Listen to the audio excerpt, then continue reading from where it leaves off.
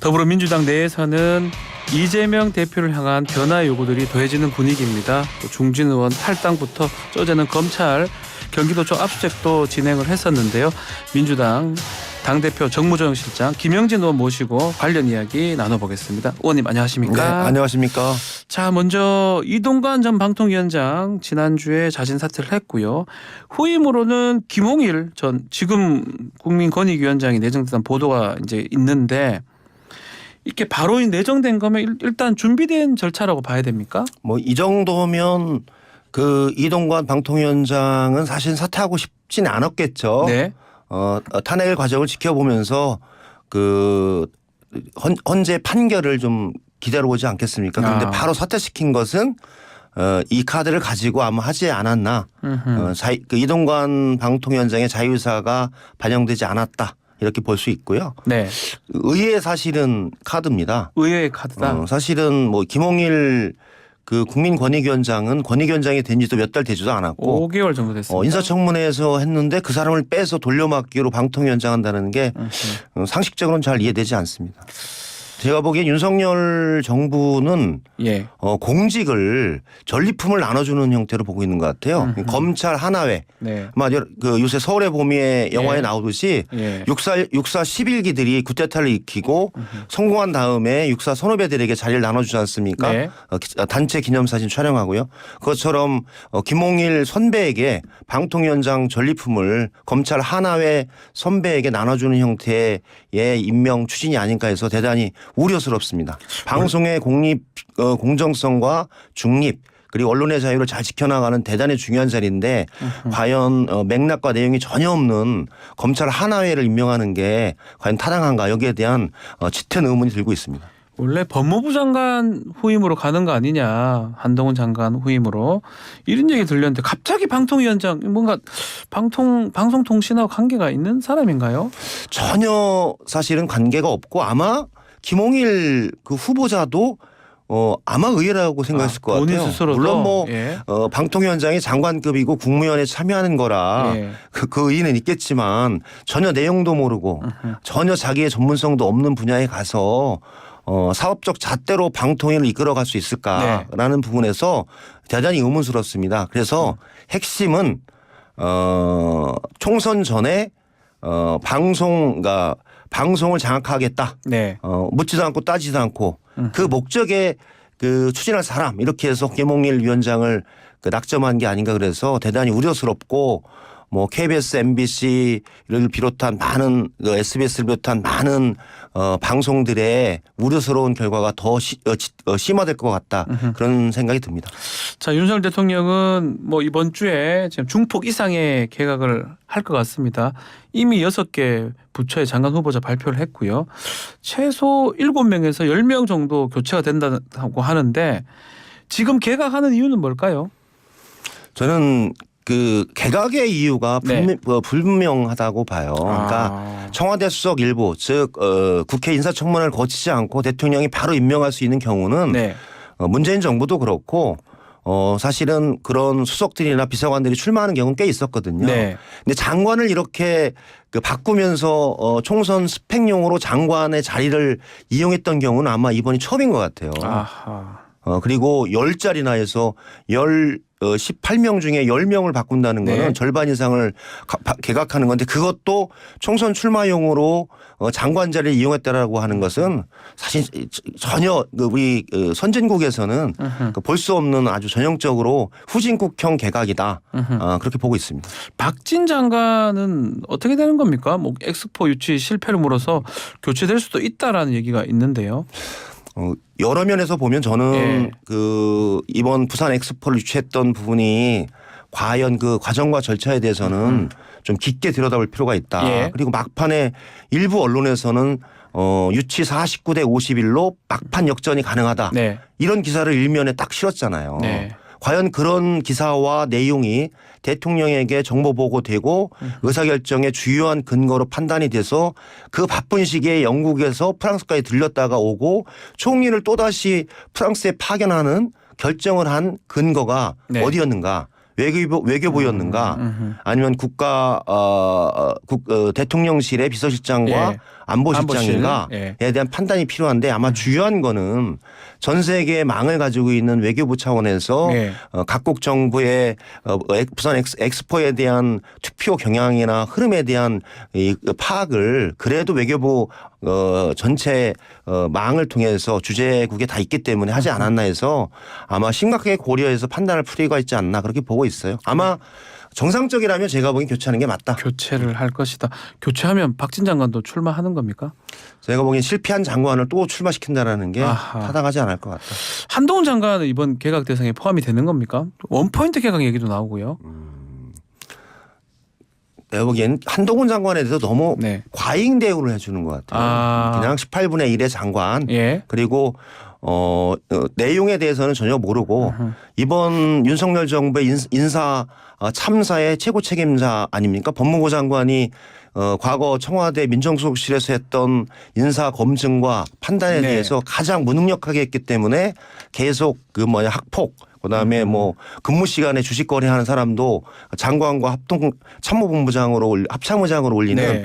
아주 치욕스러운 결과를 냈던 무능력한 장관이 법무부 장관이었는데 그 사람이 총선 출마 여부에 대해서 그렇게 관심을 갖는 것도 대한민국 국격이 확 떨어지는 느낌입니다. 법무부 장관은 법무부 장관의 역할을 잘하는 게 필요하다. 그리고 1기 윤석열 정부의 실패에 최고 책임자가 네. 마치 개선 장군처럼 무엇을 이끌 것이라고 하는 것도 환상이다. 그렇게 보고 있습니다. 일부 차관들도 바뀐다고 하는데 장미란 문체부 제2차관 총선 나올 수도 있다 이런 얘기가 나오는데 어떻습니까? 나오는 것도 나오는 거지만 혹시나 그 차관 경력을 좀 이용한 거 아니냐 이런 비판도 있는 것 같고요. 동일한 맥락인데요. 네. 저희들이 보면은 관료나 전문가가 아니라 그 직역에서 열심히 일했던 셀럽들이나 네. 아니면 그 선수들을 기용하는 경우는 문체부라고 하는 특수한 영역 아닙니까? 그렇죠. 그래서 그렇게 성공한 체육이나 문화인 그다음에 이런 분들이 오셔서 그 영역에 대한 이 국민적인 시각을 높이고 그에 따르는 국정 정책 그다음에 문체부의 정책을 좀 잘 만들어서 진흥하고 발전해 나라 그런 취지로 하는 건데 네. 장면한 차관도 차관이 된 지 몇 개월 되지도 않았는데 네. 또다시 이렇게 차관과 장관을 스펙 쌓기용 그러니까 총선 스펙 쌓기용 자리로 이용하는 것이 대단히 잘못된 예로 적용될 것이다. 그래서 네. 저는 장미란 차관도 꾸준하게 차분하게 장관직을 수행해 나가면서 체육인들에게 희망을 주는 게 필요하다. 그래서 적절하진 않은 것 같아요. 물론 판단은 정부와 장미란 차관이 하겠지만 네. 과연 그게 성공할 것인가. 국민의 눈높이가 이제는 장관을 했다. 차관을 했다. 그것에 의해서 그것이 총선에서 우리의 대표자 국민의 후보다 이렇게 보는 시기는 70년대 80년대 정도인 것 같아요. 지금 2020년대에서 네. 모든 정보가 다 교류되고 교통되면서 의사결정을 하고 있는 가장 세계에서 똑똑한 국민들이 과연 장차관이라고 하는 직위를 가지고 총선 후보를 선택할까? 너무 제가 보기엔 국민들을 얕잡아 보는 게 아닌가 그런 생각이 듭니다. 자, 그리고 검찰 압수수색 얘기도 좀 해보겠습니다. 법인카드 유용 관련해서 경기도청 압수수색을 했는데 이게 또 사법 리스크라고 좀 봐야 됩니까? 어떻게 봐야 됩니까? 제 보기에는 사고를 삶아 먹는데 사골 예? 네, 한 번, 두 번 이렇게 예. 끓여서 먹어도 됐는데 지금은 뼈도 없어요. 아하. 뼈도 다 녹아가지고 하는데 그 뼈를 또 갈아서 뭘 해보겠다라고 하는 아하. 그런 것 같아요. 예. 그래서 법관은 지금 2년 넘게 압수수색하고 경기도청에 검사와 검찰 수사관에 나가는 사무실까지 차려서 수십 명이 나가서 1년 이상 탈탈 털었는데 뭐 또 남아있을 게 있을까요? 저는 제가 보기에는 김동연 지사도 너무 어이가 없어서 기자회견을 한 거 아닙니까? 네. 김동연 지사가 회의를 주재하는 시간에 들어와서 압수수색을 진행한 거예요. 절차도 내용도 없고 그냥 아무것도 없는 것을 제가 보기에는 민주당이 검사 탄핵을 했다고 해서 네. 보복성 압수수색이다. 그래서 정치 검찰의 전형적인 검찰 하나의 수법이 구태자적인 수법이고 상상을 초월하는 폭력적 방식에 의해서 검찰권을 남용하는 전형적인 예인 것 같아요. 그럼에도 검찰 압수수색이 검찰 독단으로 할 수 없는 게 법원의 영장을 받고 하는 거잖아요. 그렇죠. 근데 제가 보기엔 많은 예. 영장을 제출하고 있겠지만 영장 계속 하고 있고. 하고 있지만 예. 저는 그것도 너무 많이 했다. 어느 정도껏 한 2년 동안 경기도청을 털었으면 예. 나올 거 다 나온 거 아닙니까? 음흠. 그리고 김동연 지사가 지금 도정을 맡아서 일을 한 지 1년이 넘었는데 네. 거기 가서 털면 그 컴퓨터가 뭐 남아 있겠습니까? 아하. 상식적이지 않은 것 같아요. 그래서 김동연 지사가 그렇게 화를 내고 불쾌감을 표시한 건가요? 저는 제가 보기엔 그런 것 같아요. 예. 그러면 과도한 정치 수사, 먼지털이 수사 이런 부분들이 우리나라에 받지 않고 이건 정치 검찰의 전형적인 수법이다라고 봐서 아마 어제 격분해서 기자회견을 한 것 같습니다. 자, 근데 이재명 대표는 연탄 나눔 봉사를 갔더라고요. 지금 이런 분위기에 봉사활동을 하는 게 또 일각에서는 아니란 거 아니냐 이런 얘기도 있고요. 괜찮은 겁니까? 제가 뭐가 지서도 기차는 갑니다. 뭐냐면 경제와 민생에 예. 방점을 찍어서 국민의 경제 문제와 국민의 아픈 민생에 관해서 네. 민주당은 같이 하겠다. 그런 차원에서 3만 원 청년 패스, 그다음에 간병비 건강보험 적용 이렇듯 정말 어려운 서민들이 아직까지도 연탄을 떼는 곳에 있다. 네. 그것도 성북구라고 하는 고관 대작과 재벌 회장들이 많이 사는 성북구에도 이렇게 연탄을 떼는 사람이 있는 곳에 우리가 눈길을 주면서 이런 문제를 어떻게 해결할 것인가, 사회 양극화, 경제 양극화 속에서 그늘 속에 있는 분들에 관한 우리의 지원 어떻게 할 것인가에 대한 판단들을 환기시키고 정책을 마련하는 게 필요하다 해서 진행한 사업이고요. 같이 아마 많은 느낌이 있었을 것 같아요. 그래서 민주당이 추구하고자 하는 경제와 민생 우선의 당의 방향에 맞게끔 그런 행보를 했다 그렇게 보고 있습니다. 당내 이야기도 좀 해보겠습니다. 민주당 내 비명계 세결집 움직임도 본격화되는 분위기인데 특히 이낙연 전 대표가 지금 이재명 대표에 대한 좀 비판의 발언들이 좀 더 많아지는 것 같습니다.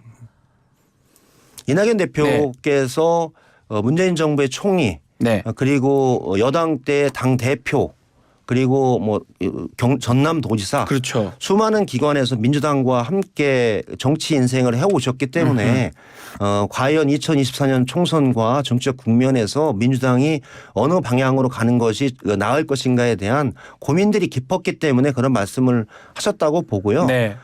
저는 개선과 혁신이라는 측면에서 잘못된 부분이 있으면 그것을 바꾸고 법고 창신의 정신으로 제가 보기엔 잘 민주당을 잘 개혁해 나가고 하는 그런 고뇌에 찬 말씀이라고 보고 많은 의견들을 들어서 네. 실제로 총선이 어떻게 할 것인가라고 보고요.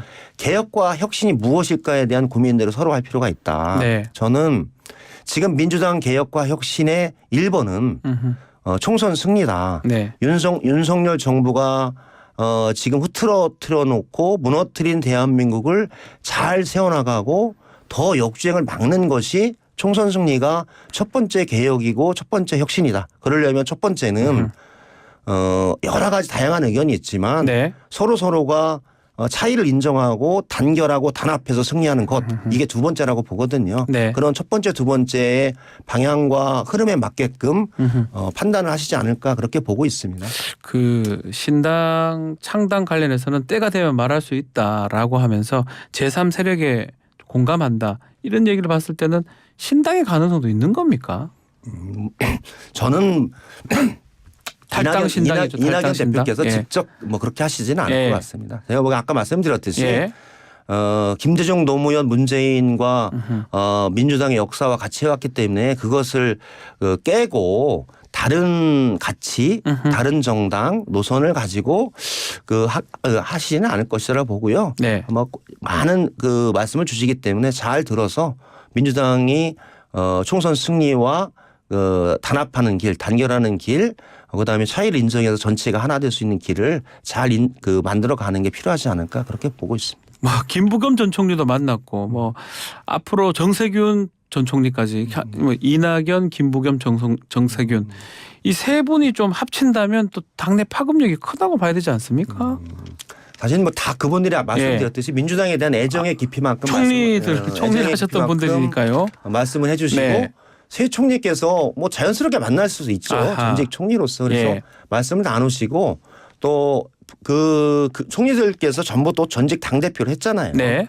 당 대표가 사실은 외롭고 아주 그 고난의 결정을 해야 되는 자리 아닙니까? 정세균 대표 때도 저도 있었고 이낙연 대표도 계셨고 했기 때문에 네. 그런 또 어려움들도 이해하고 같이 가는 방향들을 넓게 열어주시는 게 필요하지 않을까 그렇게 보고 있습니다. 자, 신당 얘기를 해보면 좀 더 이어가면 조국 전 장관이라든지 송영길 전 대표 신당 얘기가 계속 나오고 있는데 송영길 전 대표 인터뷰 보면 지역구에서는 민주당 후보 밀어주고 비례대표는 좀 민주당하고 좀 친한 우리가 하면 좀 서로 윈윈할 수 있는 거 아니냐라고 연합 비례정당 카드를 얘기를 하고 있는 것 같은데요. 어떻게 보십니까? 저는 저기 과도한 상상력이라고 봅니다. 아, 상상력이다. 과도한 상상력이 예. 그 국민 속에서 어떻게 펼쳐질까라고 생각을 하고요. 예. 그래서 저는 뭐 개인적인 입장이나 의총에서도 말씀드렸듯이 이 준연동형 비례제가 만든